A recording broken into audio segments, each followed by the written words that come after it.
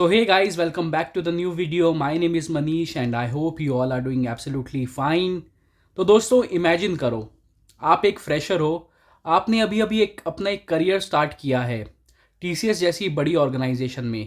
एक साल आप कंप्लीट कर चुके हो टीसीएस में और आप अपने अप्रेजल का वेट कर रहे हो और सडनली आपको पता लगे कि अरे अप्रेजल तो फ्रीज हो गया है।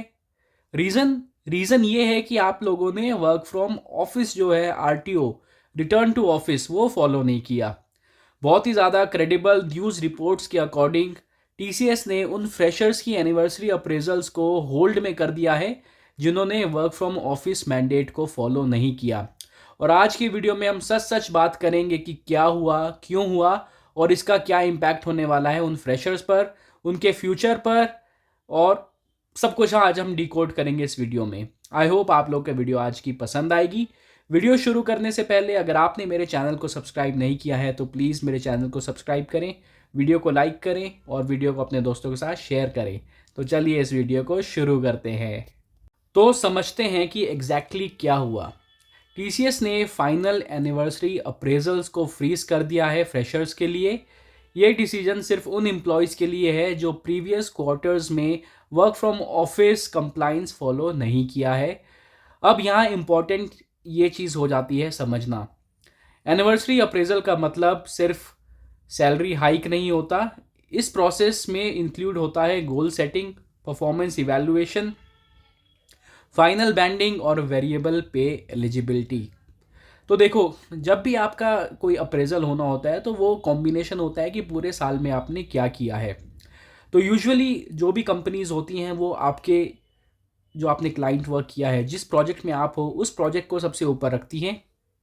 उसके बाद आप एक्स्ट्रा क्या कर रहे हो अपनी प्रैक्टिस के लिए, मतलब अगर आप कोई प्रपोजल्स पे काम कर रहे हो या प्रोजेक्ट एक्टिविटीज़ के अलावा आपने कुछ सोल्यूशन डेवलप किया है, उन सब चीज़ों को रखती है। फिर देखती है कि आपका ओवरऑल टीम के साथ बॉन्डिंग कैसी है, आप दूसरी टीम्स के साथ इंटरेक्ट करते हो या नहीं करते हो, आप दूसरी टीम्स की हेल्प करते हो या नहीं करते हो।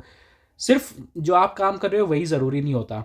ये जो वर्क फ्रॉम ऑफिस वगैरह ये सब है, ये एक लो प्रपोर्शन होता है ओवरऑल क्राइटेरिया का, हार्डली 5 to 10% अगर मैं दूसरी कंपनीज़ की बात करूँ तो।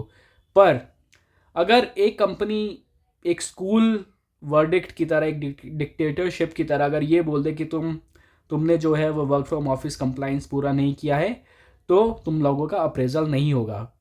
बात सिर्फ अप्रेजल की नहीं है, अगर आपका फाइनल एनिवर्सरी जो है वो इम्पैक्ट हो गया और आपको कुछ साल उसी ऑर्गेनाइजेशन में रुकना पड़ा तो आपकी ओवरऑल करियर ग्रोथ जो है वो भी रुक जाएगी। अब कंपनीज लाइक टीसीएस जो है उनका वर्क फ्रॉम ऑफिस मैंडेट जो था वो काफ़ी ज़्यादा स्ट्रिक्ट था। TCS requires employees to work from office 5 days a week। Variable pay को भी अटेंडेंस कंप्लाइंस के साथ लिंक कर दिया गया है।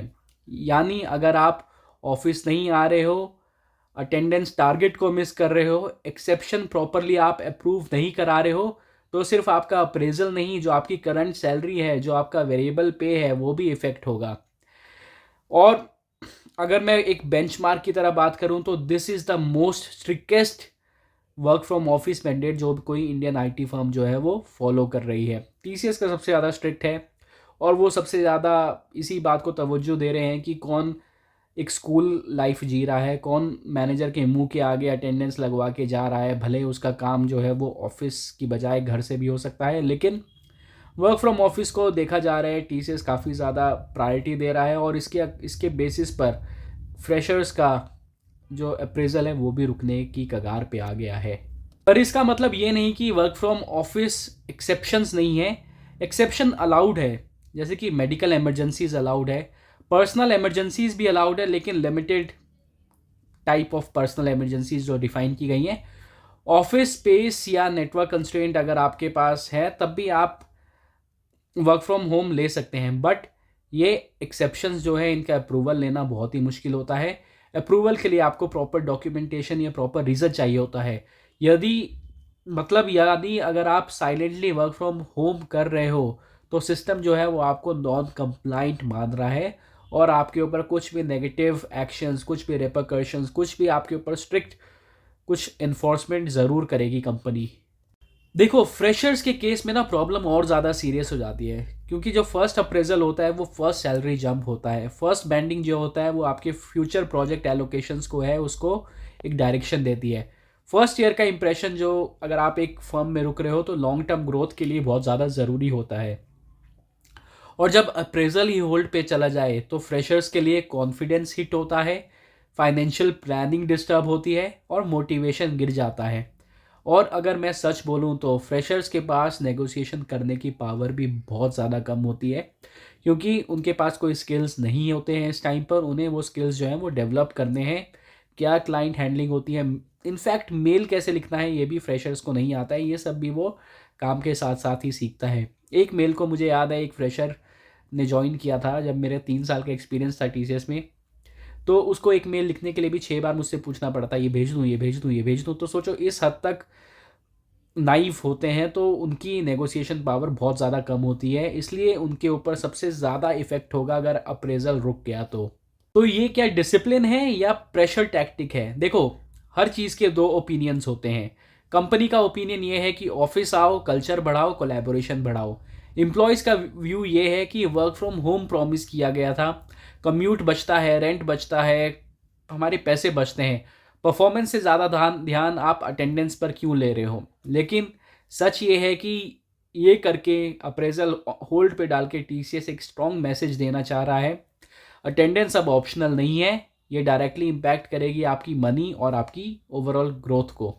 अगर आप टीसीएस में काम करते हो या किसी भी आईटी में काम करते हो तो कुछ लेसन्स जो है वो क्लियरली इस चीज़ से हमें मिल रहे हैं। एचआर पॉलिसीज़ को सिर्फ मेल तक लिमिटेड नहीं रखो, पढ़ो भी। अटेंडेंस डेटा रियल कॉन्सिक्वेंसेस लाता है। वर्बल फ्लेक्सिबिलिटी पे रिलाय मत करो, हमेशा डॉक्यूमेंट करो। एक्सेप्शंस को आप डॉक्यूमेंट करते रहो। मैनेजर एंड एचआर से आप clear communication low. Specially freshers के लिए रूल समझना टैलेंट से कम इम्पॉर्टेंट नहीं होता है। अगर आप रूल्स के अगेंस्ट जाओगे तो आपके ऊपर कंपनी कुछ ना कुछ नेगेटिव एक्शन ज़रूर लेगी। तो अगर मुझे शॉर्ट में कंक्लूजन निकालना हो तो क्या हुआ है, टीसीएस ने फ्रेशर्स के एनिवर्सरी अप्रेजल को फ्रीज किया है। रीज़न है work from office non compliance. Impact होगा आपके अप्रेजल, बैंडिंग, वेरिएबल पे और करियर ग्रोथ में। ये सिर्फ टीसीएस की स्टोरी नहीं है, ये फ्यूचर है इंडियन आईटी का। आपका ओपिनियन क्या है? क्या ये स्ट्रिक्ट है या अनफेयर है? कमेंट करके ज़रूर बताना। और अगर आपको वीडियो पसंद आई हो तो प्लीज़ वीडियो को लाइक करें, मेरे चैनल को सब्सक्राइब करें और वीडियो को अपने दोस्तों के साथ शेयर करें। नीचे कमेंट बॉक्स में ज़रूर बताना कि आपको नेक्स्ट वीडियो कौन से टॉपिक में चाहिए। मैं कोशिश करूँगा कि उसी टॉपिक में अपनी नेक्स्ट वीडियो बनाऊँ। तो आज की वीडियो को यहीं ख़त्म करते हैं। I hope you are having a good day. तब तक के लिए bye bye, take care and have a nice day.